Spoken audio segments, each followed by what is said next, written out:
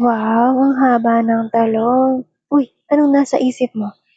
Nagki-crave ka ng talong? Ay, ako rin. Kaya naman, magluluto tayo ng ensaladang talong.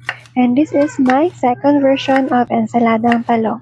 Pero paano ba tayo magluto ng ensaladang talong kapag walang ihawan? Ganito lang yan.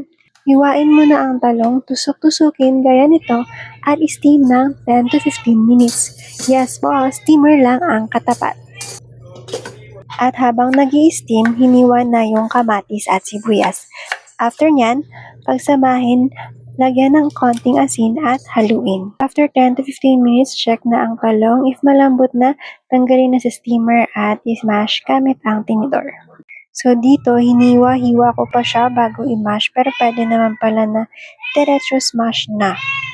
So ano ang pinagkaiba nito sa inihaw na talong? Ang inihaw, syempre meron siyang smoky flavor na hindi makukuha ng steam.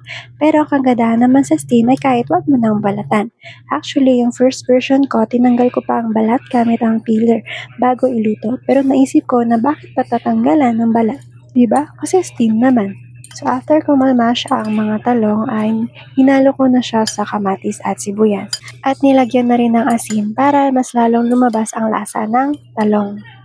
And voila, ready na yung ensaladang talong na masarap ipares sa pritong tuyo. Tara, kain!